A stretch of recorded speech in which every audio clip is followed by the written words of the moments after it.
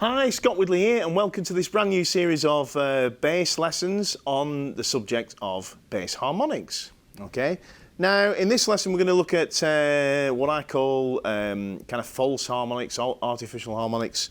I don't know if that's actually the correct term, that's just how I've come to know them. And it's where you play something like a scale or something, you know,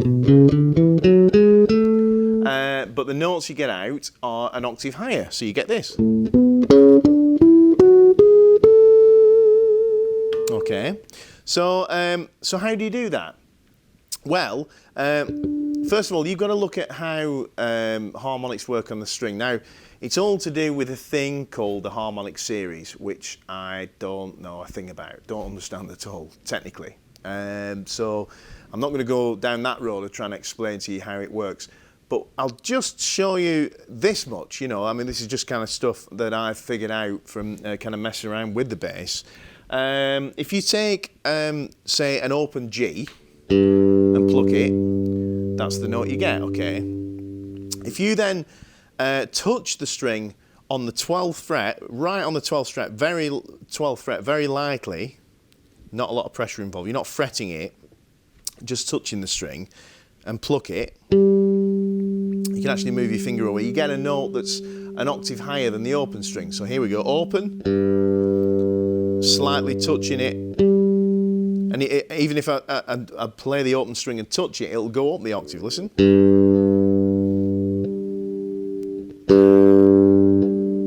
Okay, and then if you kind of halve that string length again, so that's actually turns out to be at the 5th fret, and you touch the string lightly and pluck it, it goes an octave higher still. So you've got this. So you, 12th fret you get that, 5th fret you get this.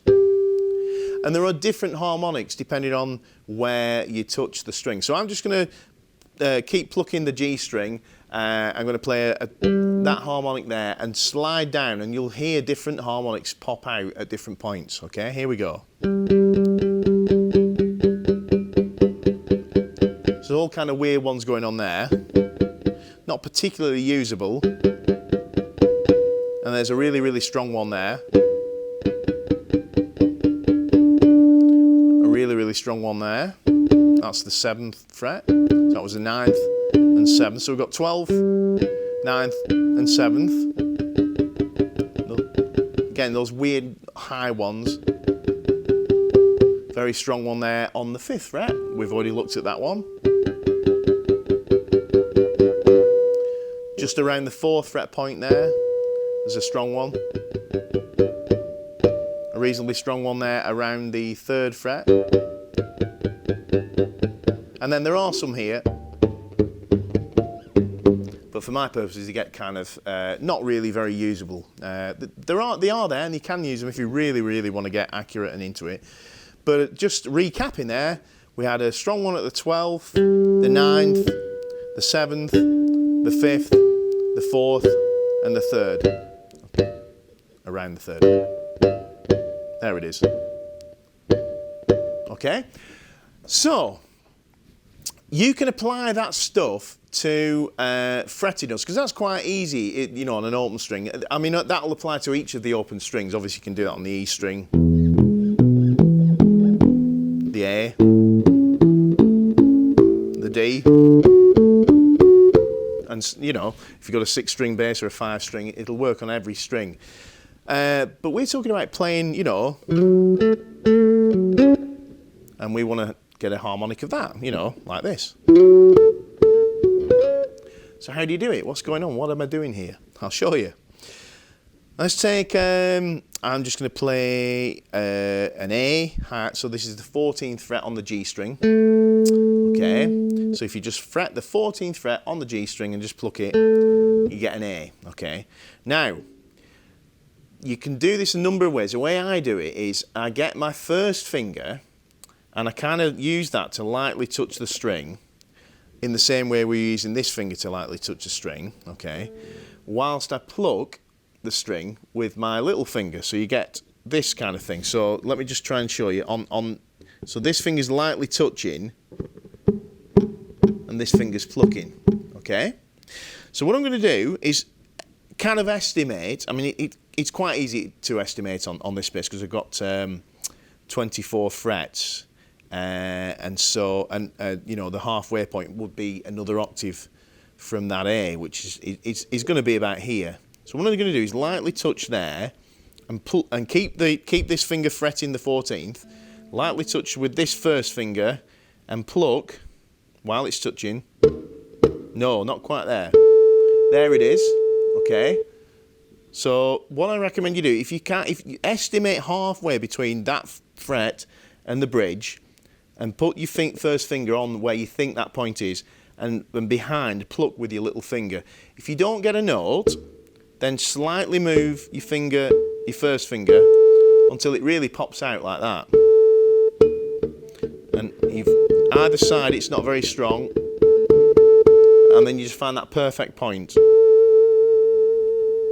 And then the trick then to do is to kind of make a little bit of a mental note. You know, look at where on the bass, see if there's something on the bass, like a screw on the scratch plate or something that that you can kind of remember that. Like, if I want to play an A harmonic, it's where the pickup is. Or you understand what I mean? You look for a point on the bass that you can use as a reference. Okay, there's nothing really here, so I'm just kind of having to see that as kind of just slightly off the edge of the fingerboard, like a little finger's width away from the edge of my fingerboard. Okay, now I recommend you just kind of practice that one note, just getting it really clear.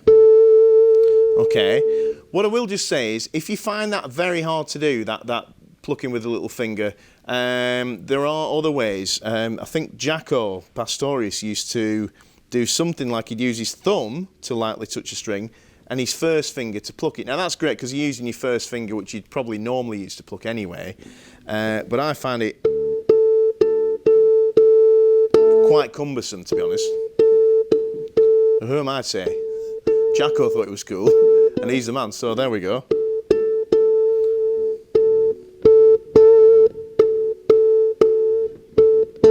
I think you get a clearer note this way, but whichever works for you, you know, give it a go. Okay, so what we will do is just practice playing a couple of notes once you get that comfortable. We'll play an A and a B. So that's 14th, 15th and 16th frets.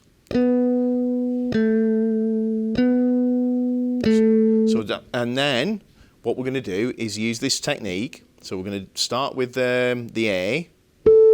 That's the thing you've just been practicing. Then we're going to play the 16th fret, the B.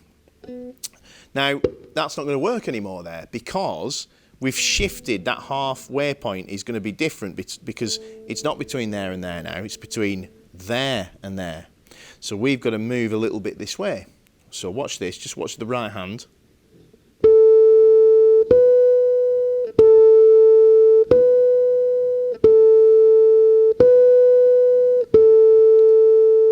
Okay, you notice it's not as much movement as that. It's not that distance.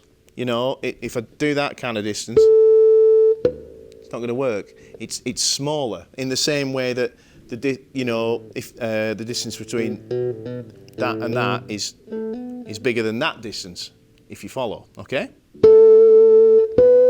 So the only real way to get this comfortable is just to play the A first. Make sure you get it nice and clear. If it's not, if it's like this, adjust until you get it strong, and then really kind of hone in on that and stay there.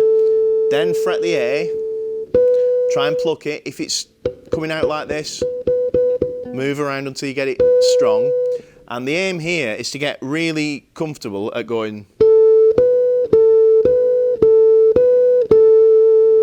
And that's kind of a start into this kind of false harmonic, into being able to play melodies, etc. Okay, so perhaps a good way of kind of, you know, just working on this for now will be to do that once you've got that comfortable on the one string, to do it on each of the strings. So we're going to go 14th and 16th on the G, 14th and 16th on the D string, and 14th and 16th on the A, and 14th, 16 on the E. So you get this.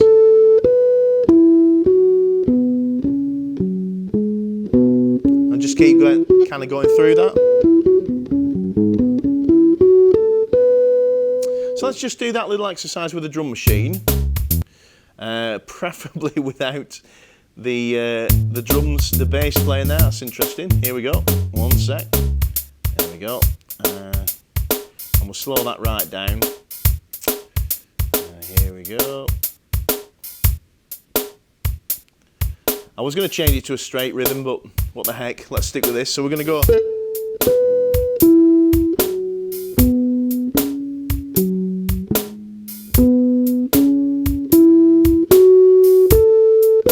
And just keep going up and down like that, okay? Starting on the G string, 14th fret. Here we go. 2, 3, 4.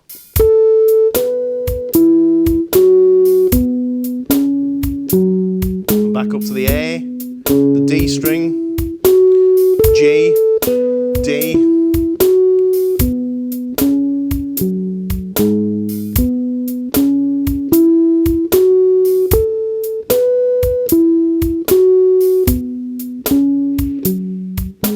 okay, and you can kind of keep that going yourself, you know, maybe build up the speed a little bit, you know.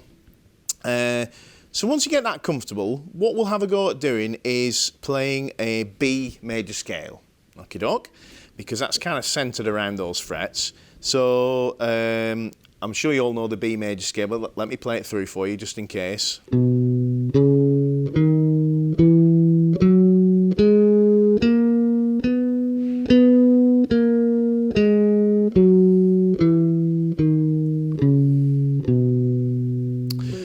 So, the same principle applies. We're going to start with that. It's the 14th fret on the A string, and we need to put the first finger on the halfway point and pluck with the little finger. Use the other technique, obviously, if that's what you're using.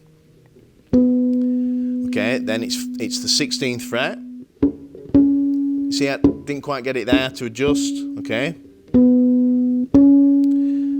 Then it's the 13th fret on the D string. So this has to come a bit this way. 14th, 16th. I had to adjust again there.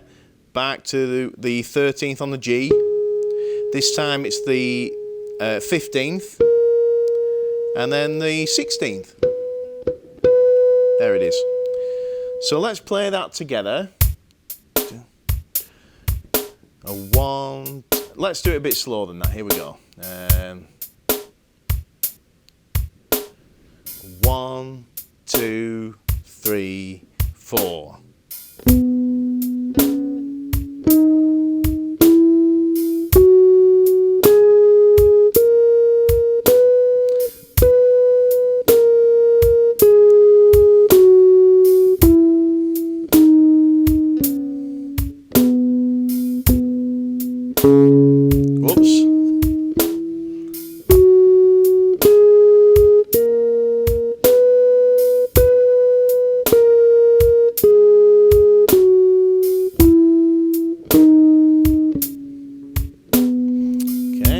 Of little mistakes out. There we go. So you get the idea, hopefully. So what I recommend you do, as usual, is practice that with the drum machine slowly, like that, and then build up kind of 10 or 15 BPM at a time. You know, just to kind of get the dexterity and the kind of accuracy of this together. Once you get comfortable with that, you can just start messing with any kind of line you want. You know, or a scale, a blues scale. You know.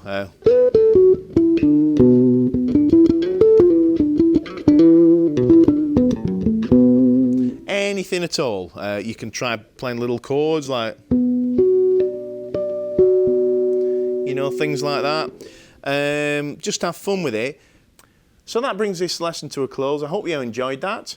If you have any questions related to this video or anything else bass related I can help with, drop me an email please on scott@scott-whitley.com.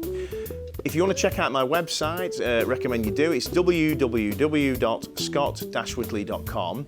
And on there, if you just drop your email address into the pop-up that comes up, you'll get notified about any new free lessons and other things like that. Don't worry, I won't bombard you with hundreds of emails, but you'll get to know about things firsthand. If you want to check out my Facebook or Twitter pages, the links are in the description below.